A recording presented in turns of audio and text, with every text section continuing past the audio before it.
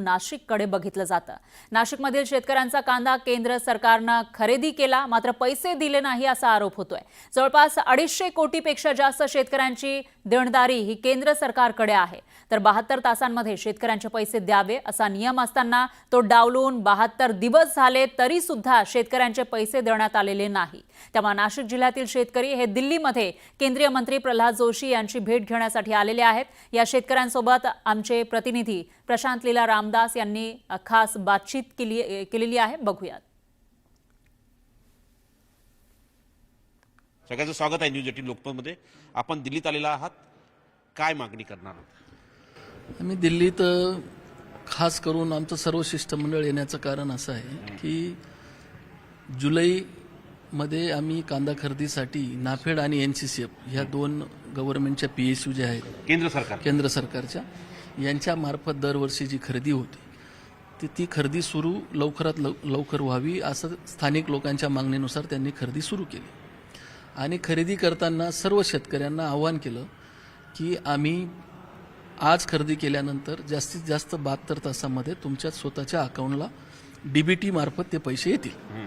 त्यासाठी आमच्या शेतकऱ्याचा खाते उतारा, सातबारा उतारा, त्याचं आधार कार्ड, त्याचं पासबुक हे सर्व रजिस्ट्रेशन करून आणि सर्व शेतकऱ्यांनी तो कांदा नाफेड आणि NCCF विभागाला दिला। 3 लाख मेट्रिक टन कांदा खरेदी करण्यासाठी NCFकडे जवळजवळ 8 ते 9 हजार शेतकरी आहे आणि नाफेडकडे साधारणतः तेवढे शेतकरी आहे 8 ते 9 हजार, म्हणजे साधारणतः 15 ते 16 हजार शेतकऱ्यांचा प्रश्न आहे।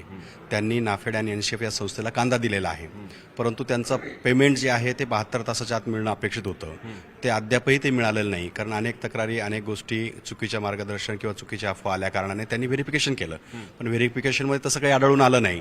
ज्या ज्या FPOजने, ज्या ज्या संस्थांनी कांदा खरेदी केलेला आहे शेतकऱ्यांकडनं, तो कांदा त्यांच्या चाळीमध्ये आहे, परंतु सरकारी तपासणी यंत्रणेच्या कारणामुळे आतापर्यंत 3 महिन्यापासून 2.5 महिन्यापासून शेतकऱ्यांना पैसे मिळालेले नाही। त्यामुळे शेतकरी नाराज थकले, पैसे किती थकले? साधारणतः एक 250 ते 300 कोटी रुपये या मिनिटाला थकलेले आहे। 10-20% पेमेंट मिळालेलं आहे, परंतु आजही जवळजवळ 350 कोटी रुपये हे शेतकऱ्यांचे देणं आहे। आता शेतकरी म्हणतात आम्हाला आधी पैसे द्या, नाही तर कांदे परत द्या। शेतकरी तिकडे चाळीवर आमच्या जे गोडाऊन्स आहेत तिथे गोंधळ घालतात, म्हणून आम्ही सगळे FPOचे काही शेतकरी इथे दिल्लीला आलो आहोत। 72 दिवसापेक्षा जास्त कालावधी लुटून गेलेला आहे, पण अजूनही पैसे मिळाले नाही। त्यामुळे ते गाऱ्हाणे मांडण्याकरता केंद्रीय मंत्री प्रल्हाद जोशी यांच्याकडे आलेले आहेत। पाहूया काय होतं। नवी दिल्लीहून व्हिडिओ जर्नलिस्ट रमेशसह प्रशांत रामदास, न्यूज 18 लोकमत। आणखी एक मोठी बातमी आहे। लंडनमधील मराठी जनांना हक्काचं सांस्कृतिक भवन मिळावं या अनेक वर्षांच्या मागणीला आता मूर्त स्वरूप मिळणार आहे। महाराष्ट्र मंडळ लंडन या संस्थेला लंडनमधील चर्च ऑफ इंग्लंडची इमारत खरेदी करून तिथं महाराष्ट्र भवन उभारण्यासाठी 5 कोटी रुपयांचा निधी मंजूर करण्यात आलाय। या संदर्भातला धनादेश देवेंद्र फडणवीस यांनी सुपूर्द केला आहे। तर लंडनमध्ये स्थायिक नसलेले किंवा असलेले जे नागरिक आहेत त्यांनी अजित पवारांचे आभार यानंतर मानले।